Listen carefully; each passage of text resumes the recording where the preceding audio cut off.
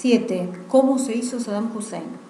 A principios de febrero de 1991, 4 semanas antes de consumarse la derrota militar iraquí en la Guerra del Golfo, en las páginas de opinión de The New York Times se publicó un trabajo del dibujante David Levine bajo el título La evolución del hombre. La lectura era fácil. De izquierda a derecha aparecían las representaciones de Clark Gable, un gorila, un chimpancé, una cobra y finalmente un diminuto Saddam Hussein con aspecto de mosca y chapoteando en una mancha de petróleo.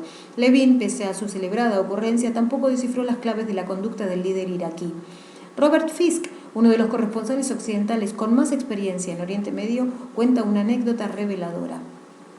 Cuando el periodista egipcio Mohamed Heikal visitó Irak a principios de los años 80, se entrevistó con el ministro de Industria.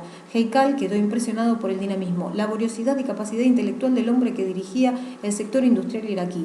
Tiempo después, en su siguiente visita, Heikal solicitó entrevistarse otra vez con el ministro. Los oficiales iraquíes, sin embargo, le dijeron no tener información sobre el ministro y se limitaron a comunicarle que cualquier pregunta al respecto debía ser dirigida a su excelencia el presidente. Heikal se reunió con Saddam Hussein y le preguntó por el ministro. «Se ha ido», le dijo Saddam. «¿Ido?», replicó el periodista. «Le cortamos el cuello, era sospechoso de traición». Heikal, horrorizado, preguntó por las pruebas del delito. «En Irak no necesitamos pruebas», replicó Saddam. La tarea de psicoanalizar a Saddam Hussein a distancia, particularmente desde Estados Unidos o desde Israel, no siempre ha tenido resultados esclarecedores. Una semana antes de desencadenarse la Guerra del Golfo, el 17 de enero de 1991, la Agencia Central de Inteligencia CIA presentó al presidente George Bush padre un perfil psicológico de Saddam Hussein. Los analistas de la agencia habían concluido que el líder iraquí era una persona estable y racional, una personalidad calculadora en definitiva. Los estudiosos del hombre fuerte no dieron, que se sepa, con un punto flagrantemente débil, con ninguna prueba de que sufriera o hubiera sufrido alguna enfermedad mental. Diagnosticaron, eso sí, que le gustaba el poder absoluto, que solo confiaba en sí mismo y que su sentido mesiánico podía, en último término, jugarle una mala pasada a la hora de tomar una decisión. 12 años después de la Guerra del Golfo, en la que Saddam Hussein supo convertir una derrota militar en una victoria política, Occidente y sobre todo Estados Unidos sigue preguntándose por el perfil psicológico de Saddam Hussein. De hecho, nada parece haber modificado sustancialmente el informe que en su día hizo llegar la CIA a Bush padre. Y los detalles se han llegado a conocer no permiten establecer un patrón de conducta con garantías. De Saddam Hussein se sabe o se cree saber que nunca duerme en ninguno de sus palacios, sino que cada noche dormía en una casa o tienda distinta. Le gustan los cigarros Cohiba que le suministra puntualmente Fidel Castro. Su pelo negro está tornándose gris. Se ayuda para caminar con un ligero bastón, pero cuando aparece en televisión, por lo general sentado o de pie, ofrece una imagen saludable. Los iraquíes dicen que desde 1998 nunca aparece en público en uniforme militar, sino luciendo inmaculados trajes occidentales. De acuerdo con una leyenda local, este cambio de chaqueta se habría debido a un consejo de Kofi Annan, secretario general de las Naciones Unidas, quien en una ocasión le insinuó que su imagen mejoraría si renunciaba al color caqui. Saddam Hussein tendría un limitado conocimiento del mundo occidental, pero tampoco haría ascos a recibir información por canales distintos a los de sus hombres de confianza. Los informes estadounidenses sitúan al líder iraquí en un continuo seguimiento de los programas informativos de la CNN y de la BBC. Le apasionaría el cine negro estadounidense y admiraría a Stalin, como ya temían muchos círculos occidentales, y a Maquiavelo, a menudo fuente de inspiración de estos mismos círculos. Tampoco se ignora su debilidad por las novelas, pero no como lector, sino como escritor que pretende transmitir a través de ellas su discurso político. A finales del mes de abril de 2002, el nuevo teatro de Bagdad se inauguró con la representación de Sabiba y el Rey, basada en una novela en la que los cenáculos de la capital iraquí creen advertir la pluma del líder máximo. En esencia, la novela cuenta la historia de un monarca solitario traicionado por miembros de su propia familia, incluida su esposa, y salvado por una plebeya, Sabiba, que decide ir a la guerra para defenderle. Por exigencias del guión, en el que es fácil reconocer a Saddam en la figura del rey, la virtuosa plebeya será violada un 17 de enero, que no por casualidad es el día en que Estados Unidos lanzó su ataque para expulsar a los iraquíes de Kuwait, y asesinada por un marido celoso al que le calentaron los cascos un grupo de extranjeros infieles. Otra de las obsesiones de Saddam Hussein es la arquitectura. La dimensión faraónica de sus construcciones, sean palacios, mezquitas e incluso la idea de fabricar su propia bomba atómica, reflejaría cómo el líder se ve a sí mismo en la historia. Nació el 28 de abril de 1937 en Al-Auja, a un paso de Tikrit, la patria chica de Nabucodonosor y de Saladino, y eso debe de imprimir carácter. Nabucodonosor destruyó el primer templo de Jerusalén en el siglo VI a.C. y Saladino, aunque kurdo, conquistó Jerusalén y derrotó a los cruzados en el siglo XII. Réplicas de la cabeza de Saladino culminan las columnas del último palacio que se ha hecho construir Saddam en Bagdad. ¿Quién hizo así a Saddam Hussein? Una infancia infeliz en Tikrit, donde fue criado por su madre y un padrastro cruel, una adolescencia que le convirtió en matón en una cultura política dominada por la violencia y la conspiración, la ayuda militar prestada por gobiernos y empresas occidentales desde la década de 1980, cuando la guerra contra Irán. Tikrit en 1937 no era más que una pequeña aglomeración donde reinaba la miseria, caldo de cultivo a su vez de la agitación nacionalista contra la ocupación británica, por lo que Saddam creció en un recóndito lugar donde los baasistas esperaban la llegada de tiempos mejores. Khairallah Tulfa, hermano de su madre, tuvo entonces una gran influencia sobre el joven Saddam. No solo le acogió en su casa de Bagdad, sino que fue su mentor político y terminó siendo su suegro y asesor influyente. Años más tarde, cuando Saddam Hussein ya estaba instalado en el poder, recompensó a su tío materno nombrándole alcalde de la capital, cargo en el que los dedos se le hicieron huéspedes, lo que provocó su relevo. Khairallah Tulfa se retiró y decidió escribir un libro cuyo título expresa la filosofía con la que seguramente Saddam se hizo grande. 3 a quienes Dios no debería haber creado: los persas, los judíos y las moscas. El problema con esta visión de Saddam es que, aun siendo necesaria, parece insuficiente para comprender quién le fabricó. El mundo que ha rodeado a Saddam Hussein no se ha reducido a lo largo de su vida a Tikrit. Según el International Peace Research Institute, con sede en Estocolmo, el 80% del armamento adquirido por Irak entre 1980, un año después de que Saddam accediera al poder, y 1989, una vez acabada la guerra con Irán, procedió, entre otros, de 3 de los 5 miembros permanentes del Consejo de Seguridad de la ONU, Unión Soviética, Francia y China.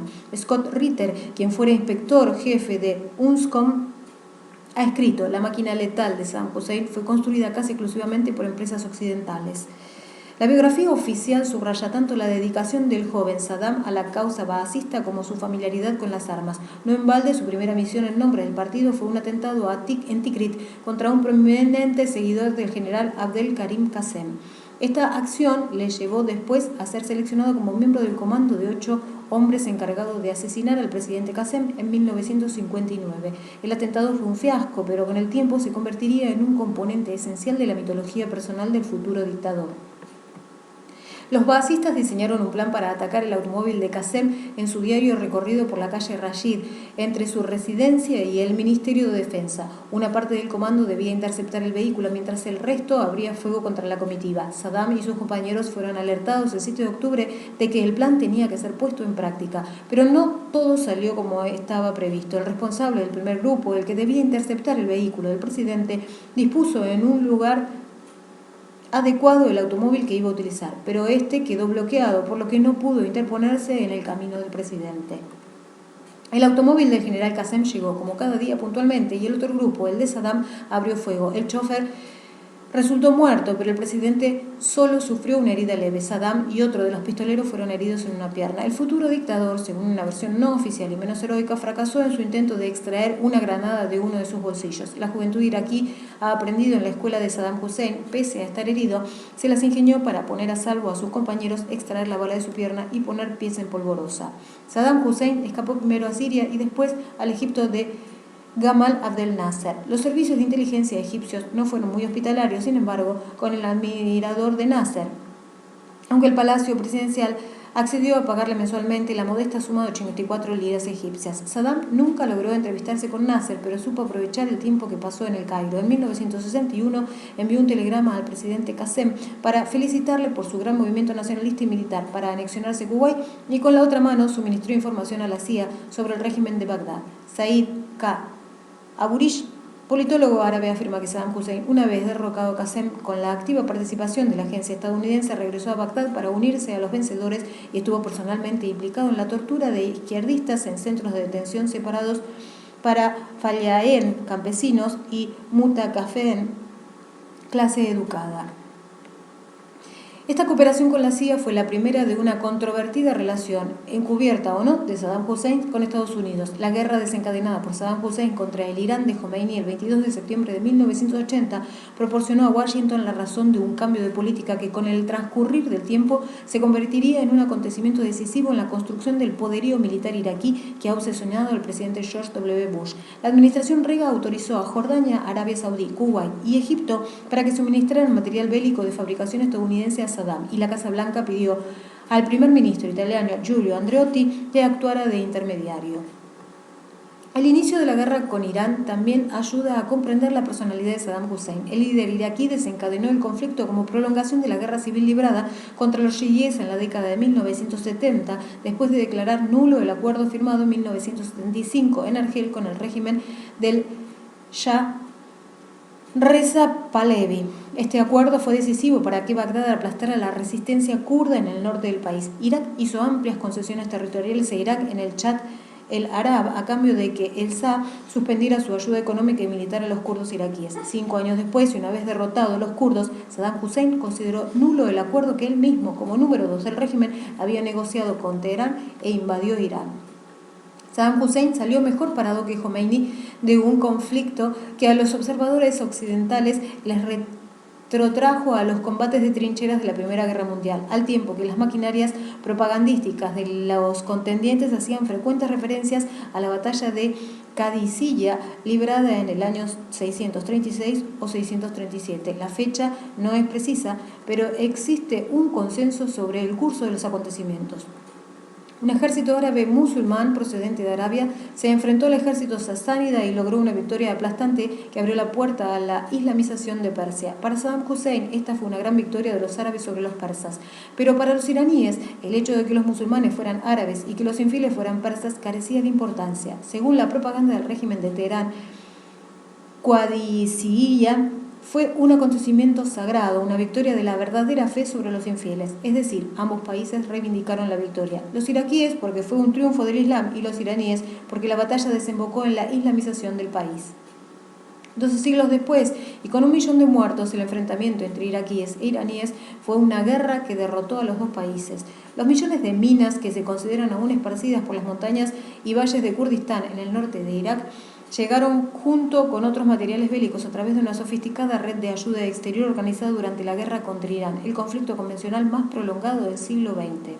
La red de apoyo a Bagdad incluyó gobiernos occidentales, empresas como la británica Matrix Churchill, una empresa fabricante de maquinaria con sede en Coventry, y entidades financieras como la Banca Nacional del Laboro y su sucursal de Atlanta, Georgia, Estados Unidos. Patrick Cockburn afirma que todo el sistema fue fruto de la determinación encubierta por parte de Estados Unidos y Gran Bretaña de apoyar a Irak mientras pretendían ser neutrales en la guerra con Irán.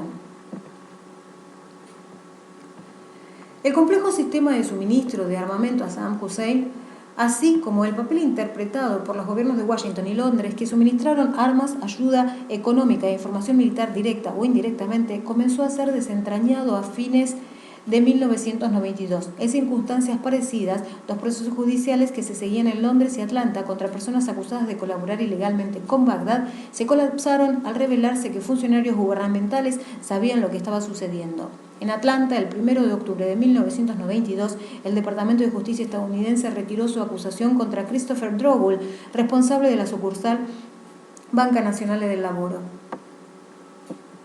al que se responsabilizaba de haber concedido un préstamo a Irak de $5.000 millones. Un mes después, el 9 de noviembre, en Londres se repitió la historia con la empresa Matrix Churchill, acusado de haber suministrado a Bagdad material que podía ser utilizado con fines militares. El proceso se encalló al saberse que oficiales británicos estaban al tanto de las operaciones de la compañía.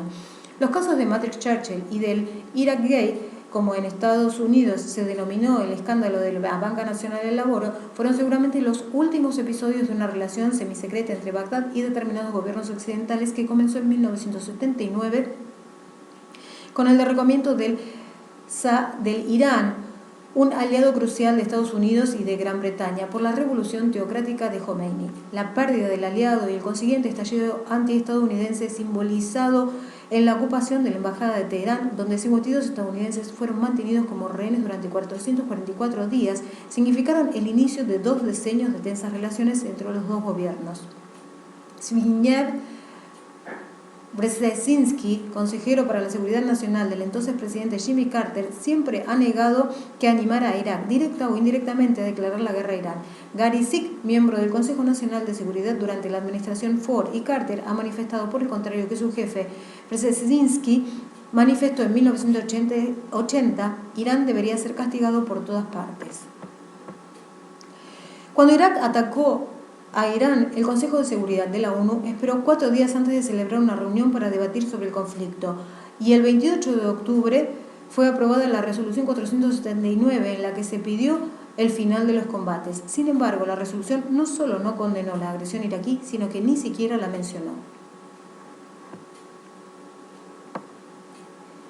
Los principales aliados de Irak eran entonces Arabia Saudí, Kuwait y los Emiratos Árabes Unidos. Estos 3 países concedieron préstamos a Bagdad por más de $40.000 millones, aunque el régimen de Bagdad siempre manifestó estar poco dispuesto a devolver la ayuda, ya que la consideraba como parte de la necesaria recompensa por proteger a las monarquías petroleras árabes de la amenaza que representaba Jomeini. La situación en el frente militar se complicó a finales de 1981 para los iraquíes. Irán rompió las defensas del enemigo y recuperó Khorramshahr, la única conquista de Bagdad en un año de conflictos. Y a finales de 1982, la Agencia de Inteligencia de Defensa, dependiente del Pentágono, estimó que los iraquíes habían perdido 90.000 soldados entre muertos y prisioneros. Washington se vio emplazado ante el dilema de cruzarse de brazos o actuar decisivamente contra Jomeini. La administración de Ronald Reagan no optó por la pasividad. El primer paso de Washington para echar una mano a Saddam Hussein se produjo a principios de 1982, cuando la administración Reagan decidió borrar a Irak de la lista negra de los países sospechosos de patrocinar el terrorismo. Esta iniciativa permitió a Saddam Hussein recibir créditos y otras ayudas. La opinión pública estadounidense recibió el mensaje por parte del Departamento de Estado, que es quien elabora la lista, de que el régimen de Bagdad había mejorado su conducta internacional. Los hechos, sin embargo, no parecían dar la razón al informe. El 3 de junio de 1982, por ejemplo, el embajador israelí en Londres, Shlomo Argov, fue herido en un atentado reivindicado por la organización palestina Abu Nidal, a la que se relacionaba con Bagdad. Pero el Departamento de Estado mantuvo su decisión de excluir a Irak de la lista negra. Solo después de la invasión iraquí de Kuwait, el 2 de agosto de 1990, el régimen de Saddam volvió a aparecer en la lista de estados patrocinadores del terrorismo. La implicación estadounidense y británica se intensificó en 1986.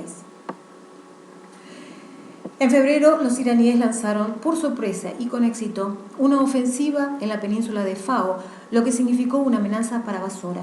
La respuesta de Bagdad fue incrementar las brigadas de la Guardia Republicana de 3 a 25 en 2 años y al mismo tiempo desarrolló un misil tierra-tierra que podría alcanzar Teherán y otras ciudades iraníes.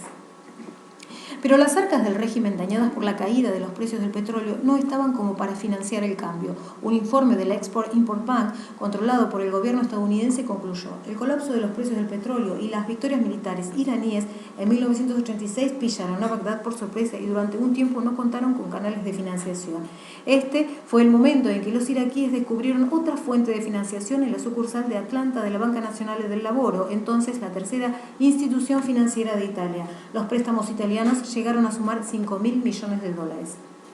El responsable de la sucursal de Atlanta, Christopher Rowe, empezó a financiar al régimen de Saddam Hussein a través de un programa del Departamento de Agricultura de Estados Unidos. Las relaciones entre Bagdad y Atlanta llegaron a ser tan fluidas y provechosas que en 1989 Hussein Kamel Hassan, ministro de Industria y Producción Militar y yerno de Saddam, envió un fax personal a Drogo para expresar mis felicitaciones y mis mejores deseos para usted, su familia y su equipo en el Lavoro Bank Atlanta con ocasión de la festividad de Pascua.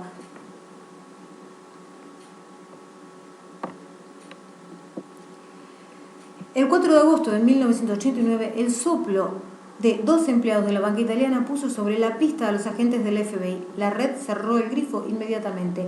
¿Cuánto sabían los gobiernos de Washington y Roma sobre estas fuentes de financiación de Saddam? Robul y otros empleados de la Banca Nazionale fueron acusados de fraude al banco italiano, pero la investigación alcanzó un punto culminante cuando se supo que la CIA había recibido información sobre lo que sucedía desde su oficina de Roma. Entre acusaciones de que la Casa Blanca había encubierto la operación, los cargos contra Robul fueron retirados en octubre de 1992.